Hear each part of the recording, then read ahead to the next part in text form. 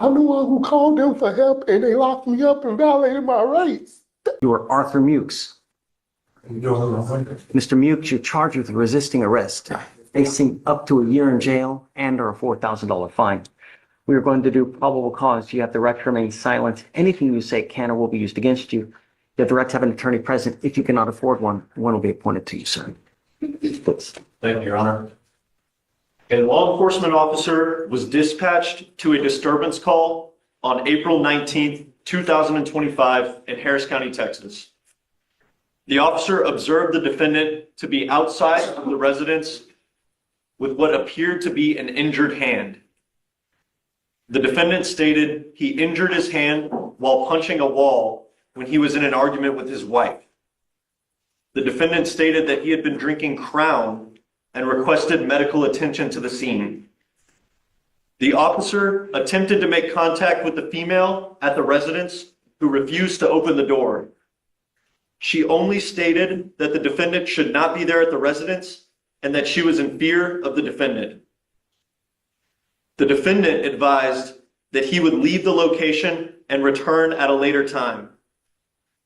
Later on that day, the defendant contacted Precinct 7 dispatch and stated that he was going to kick the door down at the aforementioned residence. The officers returned to the location and made contact with the defendant, who stated that he was going to kick the door down as soon as the officers left the location. Due to the defendant's apparent intoxication and the danger he posed to himself and others, the officers attempted to place the defendant in custody for public intoxication. The defendant became actively resistant and pulled away from officers while being escorted to the vehicle. The defendant told the officer, quote, "I'm coming for you," multiple times as he refused transport. The assistance of 4 officers was required to place the defendant in a patrol vehicle. The officer notes that the defendant actively resisted for 7 minutes and 13 seconds. Mr. Mukes, I'm going to find that there's probable cause to go forward. Now's not the time. I know you're itching to say something, but look, I've got a bunch of prosecutors here. I don't want you to say something that hurts your case. Stop. Resist all attempts. If you want, I can give you a lawyer today and you can give your side to the lawyer. Okay. But right now, don't. You're only hurting yourself more when you think you're helping. Don't. I'm trying to help you here, Mr. Mukes. The only condition I'm placing on you now, you're not allowed to consume alcohol. Do you understand? If I find that you're using alcohol or illegal drugs, I will put you in jail. Just don't use. Okay? Do we know if she wants to have contact with him? Judge, the offense date was on the 19th. We have not been able to reach out with the complaining witness yet. So let's do this. I'm going to have them reach out. I want to know if she wants to have contact with you. If she's okay with it, then I'm going to allow it. Okay? Just don't. So we're going to try to do work on our side or their side to see if they can reach out to her to see if she's okay with contact with you. So let me see. Morales Vega? Okay. So, hey, do you mind reaching out to the Mac for Mr. Mukes? I'm going to get you a lawyer here for you soon. I'm going to have you sign a reset with Victoria. We're going to have you take a seat in the jury box. Just look. Just don't. All I'm asking you to do, man. Okay? I was the victim here and held up. I know there are two sides. Mr. Mukes. I'm the one who called them for help and they locked me up and violated my rights. Hey, Mr. Mukes, there will be video. We will take a look and we'll see because the evidence is going to point to whose side's correct. I don't know. I wasn't there. Stop. Don't. Please. Good morning, Mr. Ramirez. Sir, you're charged with driving while intoxicated. You're facing up to 6 months in jail and or a $2,000 fine. We're going to do probable cause. You have the right to remain silent. Anything you say can or will be used against you. You have the right to have an attorney present. If you cannot afford one will be appointed to you, sir. Thank you, Your Honor. On April 17th, 2025, in Harris County, Texas, an officer observed a pickup truck change lanes without using a turn signal. The officer observed the vehicle change lanes twice prior to initiating the traffic stop. The officer approached and observed the defendant to be the driver and sole occupant of the vehicle. The officer noted a strong odor of alcoholic beverage emitting from the defendant. The defendant was ID'd by his Texas driver's license. The defendant stated that he did not know how to provide proof of financial responsibility. As the defendant responded to the officer's questions, the officer noted an odor of alcoholic beverage emitting from the defendant's breath. Standard field sobriety tests were conducted. A 6 out of 6 was reported on the HGN, and the defendant stated that he could not perform the walk-in turn or the one-legged stand. The DIC was read, and the defendant refused to provide breath or blood voluntarily. A blood warrant was obtained, and the defendant's blood was drawn. Yeah, may I respond? Please. Okay, first of all, Judge, the reason, it's not on there for some reason, but the reason he told the officer he can't do it because he had surgery to his back and to his knee, he can't do it. Secondly, there's no mention of any slurred speech, no bloodshot eyes, no swaying. I mean, I was actually thinking about that as well. All you have is an odor of alcohol. And There's no accident. It's just a turn. All we have is an odor of alcohol. Is there anything else? That line right there. The bill comes due. That's the moment everything shifts. This isn't about Louisiana anymore. It's not about whether that felony sticks. It's about accountability. When you're out on bond, you're on borrowed trust. And disappearing for 5 years? That's burning through it completely. The judge is sending a message, not just to him, but to everyone watching. Court orders are not optional.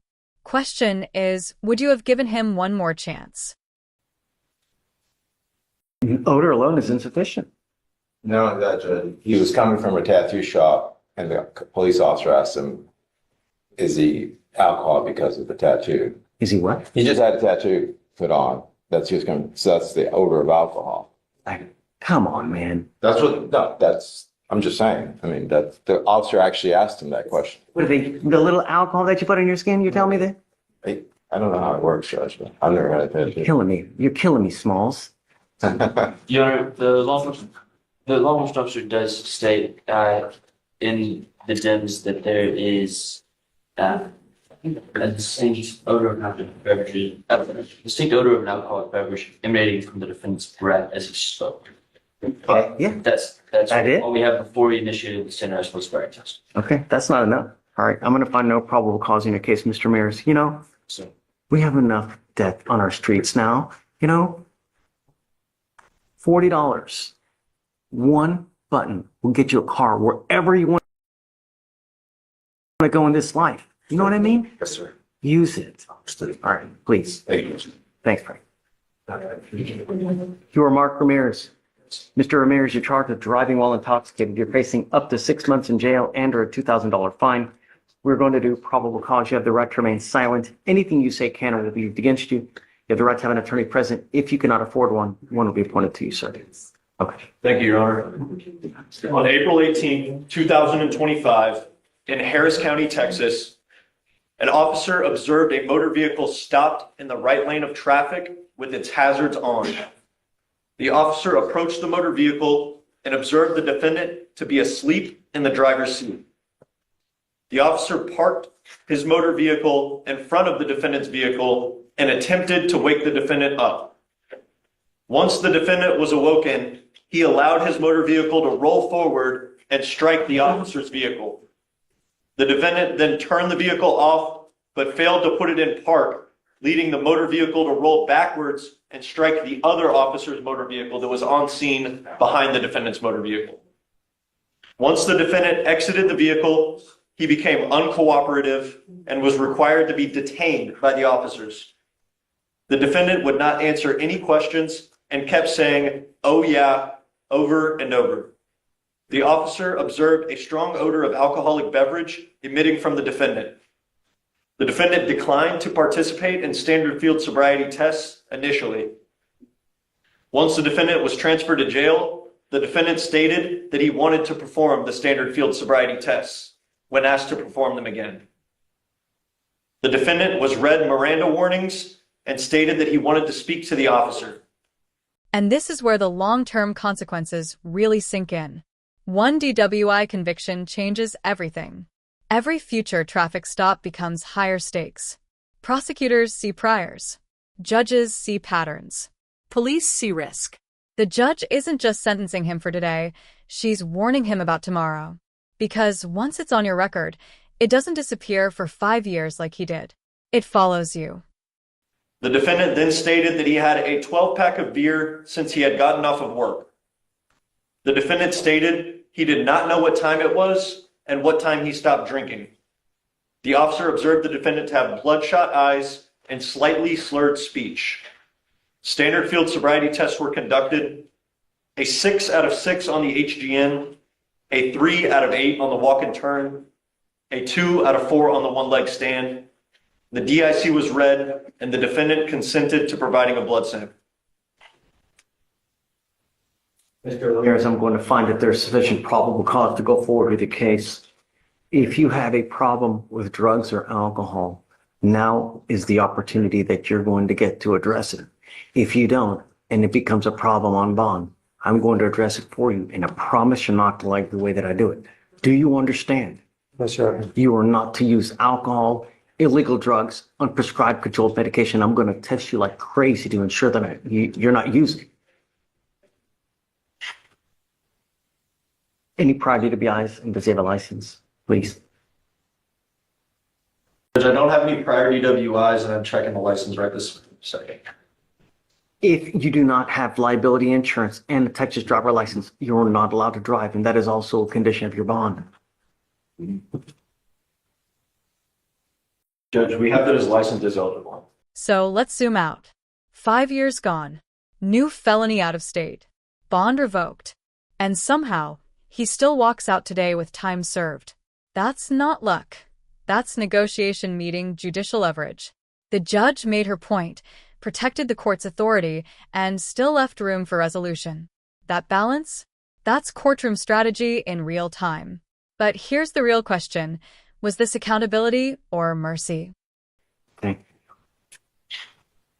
Do you have the ability to hire a lawyer, Mr. Ramirez? Do you work? How old are you, sir? Okay.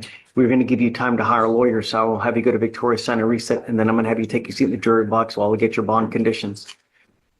A, don't use. Do you understand? You're going to get called to tested. If you fail to appear, I'm going to issue a warrant for your arrest. You understand? All right? Well, you have